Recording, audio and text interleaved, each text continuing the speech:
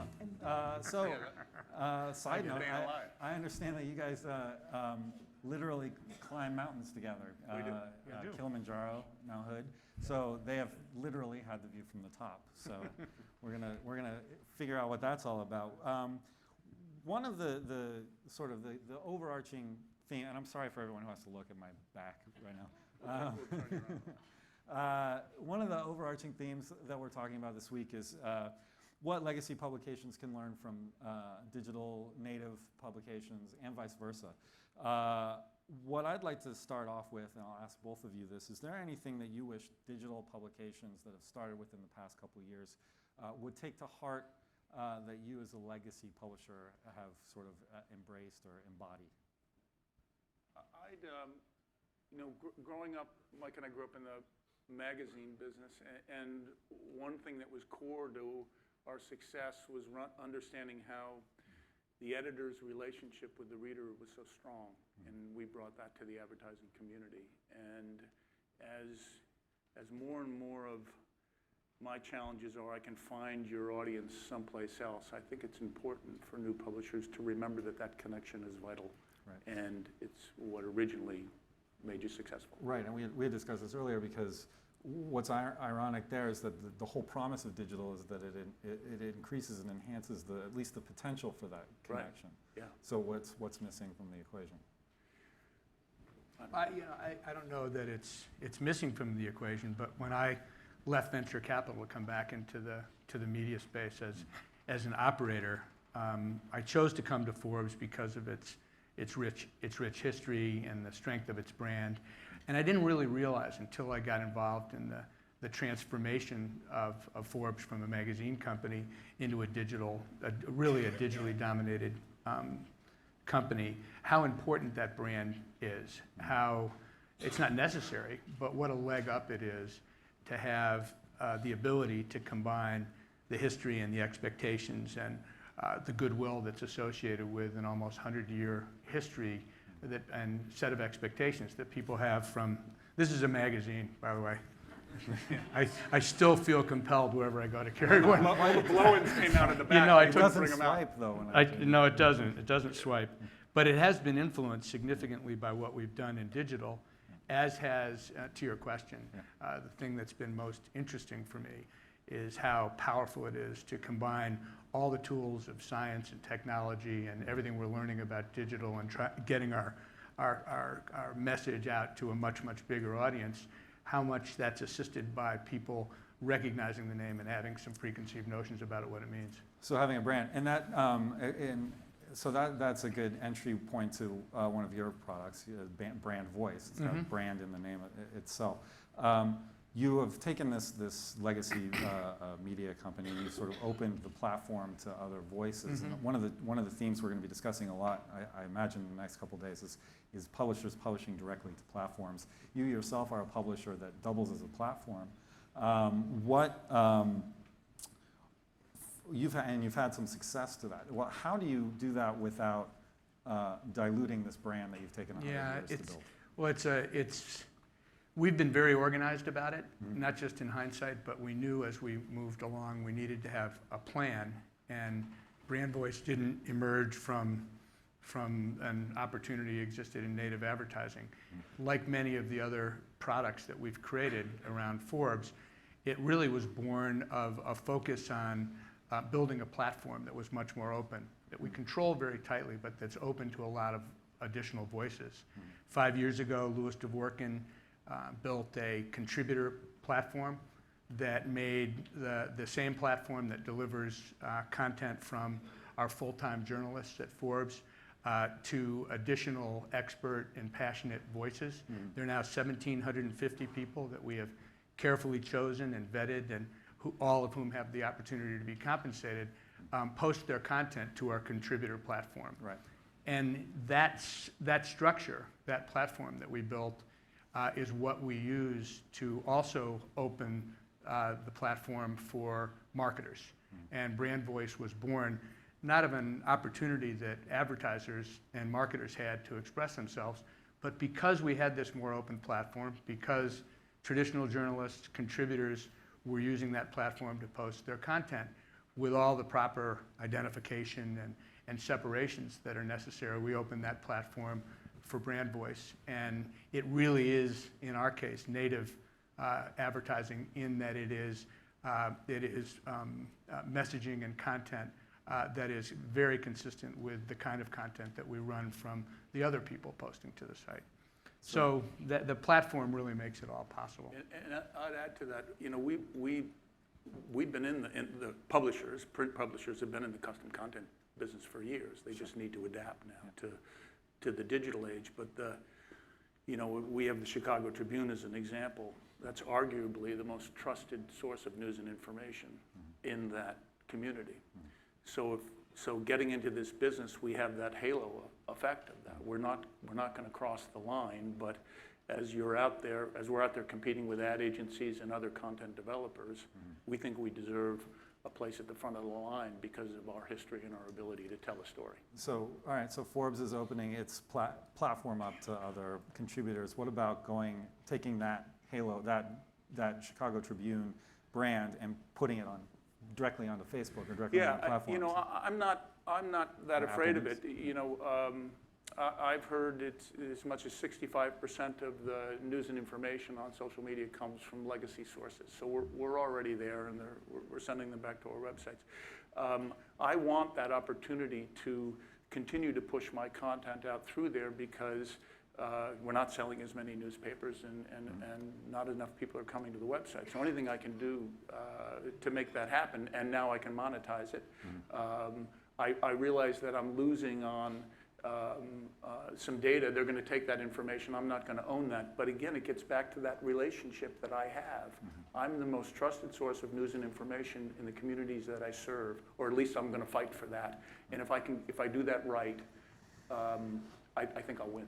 Well, there was some conversation and some concern in the town hall meeting that we had prior to this about the lack of transparency at those platforms. Does that disturb you at all? That it wouldn't be sourced to me? They could change their algorithm. They could, you know, just change the way they have this tremendous power. Yeah, as long as the reader understands that it's coming from quality journalists from one of our sources, I'm willing to take that risk and go for it. Right. So Mike, how do you take this success that you've had with the platform model, opening it up, and moving that over to mobile? Well, I wish it was all up to us. I think mobile is coming at all of us. It's so evident in the town hall, as you mentioned a little bit earlier. A full 50% of our traffic is coming from mobile now, and only 10% of our revenue is coming from mobile. 70% of our revenue overall is now coming from digital, and that's growing very rapidly. What's the breakdown of that? It's 30% is coming from programmatic. 35% of our revenue now is coming from brand voice. 10% from mobile. The rest is coming from direct sales and the sources that we've generally enjoyed. But to your question about mobile, it's a disruption. It gives us the ability to divine a whole new path for our company and for making the connection between great content, finding the right audience, and then monetizing it. But it's a disruption that is we're all sharing. It's a sword that cuts both ways. Much bigger, more immediate, more dedicated in many cases audience. But how do we monetize it? And that's on our minds, just like it's on everyone else's here. Any ideas? Oh, all kinds. I mean, frankly, programmatic translates very nicely for us to mobile, as does brand voice. Brand voice renders from our desktop in ways that we've, smarter people than I have divined to allow that to happen. But as we move into this next era for us at Forbes, it's going to be all about mobile apps. And we're building mobile apps that are focused on very specific, much more narrow cohort groups and subject areas. We're launching our first new mobile app with a new team that we've put in place at Forbes around our Under 30 event, which takes place in Philadelphia next month. There'll be a Forbes 30 Under 30 app that will combine with a live event and be much narrower than the kinds of platform activity we've been involved in the past. So it's going to evolve. We're pretty excited about it, but like everybody in the room, along with that excitement comes some fear about, well, how are we going to take the business that we've built and translate it? Sure. Yeah, Michael, you're in a different type Right. of business than Forbes. You're a news organization. You deal in local news, which is huge on mobile, and breaking news. Right. What are the challenges there, as they are distinct from what I think Forbes is it's, facing? first and foremost, it's our editors and our reporters getting up to speed and realizing that they're living in a 24/7 world. And, you know, I get alerts from 9 different properties several times a day, and I think that's pretty cool. And all our reporters are out there with video cameras, and we just have to move faster. And I think that's what we're learning from the digital age, is we got to move faster. We're much too slow, and we still many times think like a daily newspaper. Yeah. One of the things Brian Morrissey was saying to open things up was that what we're seeing more and more of is this product mindset. Is that sort of what you're echoing with this app mentality? Do you approach the business with the product mindset? Absolutely. I'm sorry, go ahead. Yeah. Product mindset meaning? Well, whether it's apps or brand voice or whether it's whatever.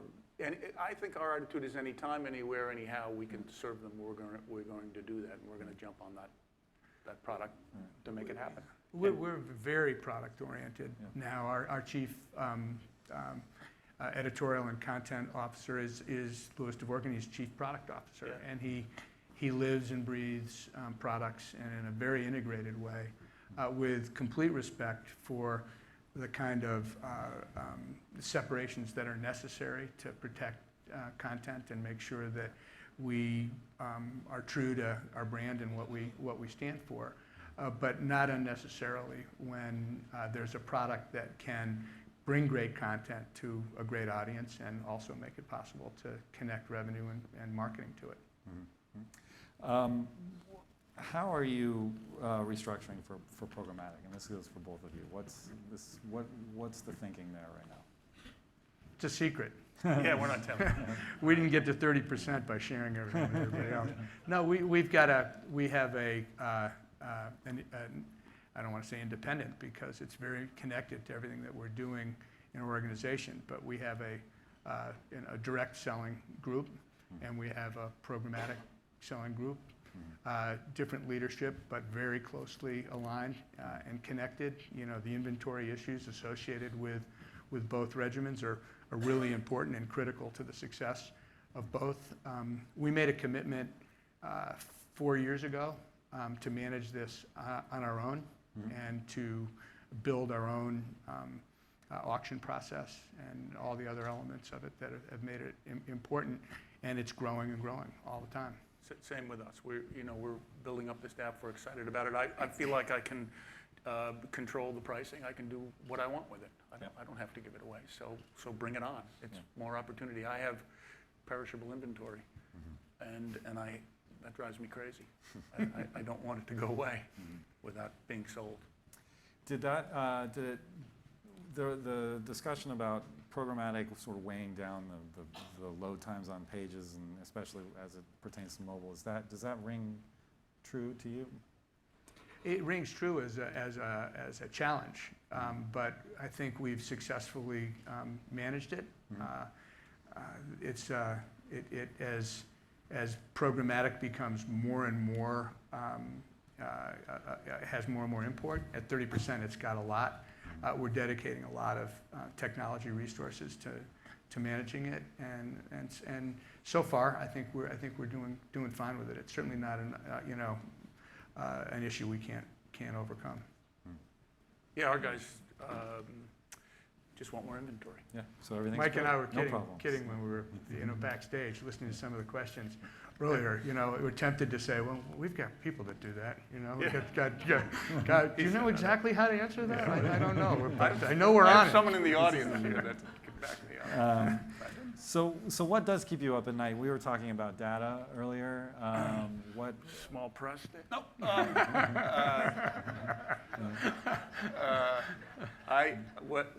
What keeps me up is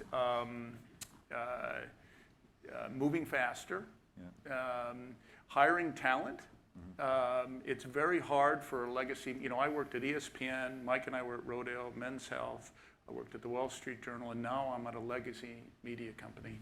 And people say, "What are you, nuts?"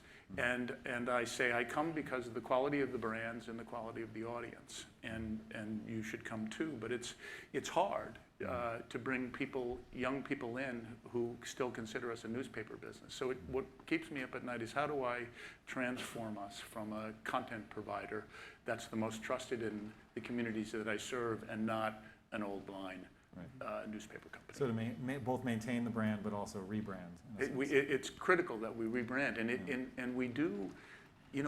We are trusted. So we haven't lost. We tried pretty hard to lose it. Giving away our content for free and watching our pricing diminish. Well, yeah, you were talking about that. If you could go back 15 years ago. Yeah, if we could go back 15 years ago, we would have put. At the Journal, we did that. That was part of the DNA. We had a business that provided Wall Street with data, and you paid for it. So when we launched our website, we put up and it's not all. It wasn't all business. It was a lot of individuals. About 80% were individuals buying it, and but that's a rare case. Everybody else didn't do that, and. I don't know, back 20 years ago, they didn't think it was going to work, I guess. Well, hindsight's 2020, as we were discussing. I think millennials today are reluctant to pay for news. You have a huge percentage of our audience now falls into the sub 35-year-old bracket, and I don't think a solution for us is to bring a paywall in. Certainly not after the fact, and certainly not given that people don't want to pay for it. So we try to skin that cat other ways. But to your question about what keeps me up at night, many of the things that Michael described, but Forbes sold a majority interest in the company to a group of Asian investors a year ago, and we've been spending a lot of time working on the globalization of everything that we've been doing, and trying to take everything that we've been doing from a media and a branded product standpoint with a U.S. centricity over the last 5 years, and translate that into a much firmer set of global expectations from global investors. Has been. I'm leaving for Hong Kong on Friday, and many members of my team are trying to figure out how to build the right kind of organization to really be a global company. And I wake up at night thinking about that sometimes. Great. We have a little bit of time to throw it open to the audience. We have standing room only. If anyone has any questions, we have microphones back here. Don't be shy. We have a hand right here. There's a mic coming down your way. Sorry about that. I will now stand this side. Careful. I have a question about Facebook. How do you approach doing a deal with them, and how do you negotiate with them? Well, like we said before, if you can help me distribute my content and I can get some ad revenue out of that, let's have that conversation. I'm fine with that. And it's as simple as that. I know there's value to my content, and that's what we'll negotiate. Your understanding of that value and mine. And I'll take 100% of the revenue I sell, and you can take, and I'll take 70 of what you sell. Now all of a sudden I feel like I'm in the game. I wasn't in the game before. I was on the sidelines. Mike, Facebook. Specifically to negotiating with them, they're accessible. They're there. They're willing to work. They generally take the approach that Michael just started with. We are open to working with anyone on a platform basis, but as we think back through time, Flipboard, Current, Pulse, we've participated with all of them, and we continue to. But they never, in our case anyways, have risen to a level of import that surpasses the importance of getting our content from us in the ways that, for the majority of our content, we like to deliver it. And I suspect the same will be true for us as we move down the road with Facebook and others as well. Others have not had 1.5 billion registered users. Right? No, they haven't. This is a key difference. Is there any other questions before we go? Oh, over here.